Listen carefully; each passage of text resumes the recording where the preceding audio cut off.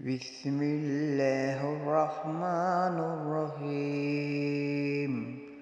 الرحمن علم القرآن خلق الإنسان علم البيان.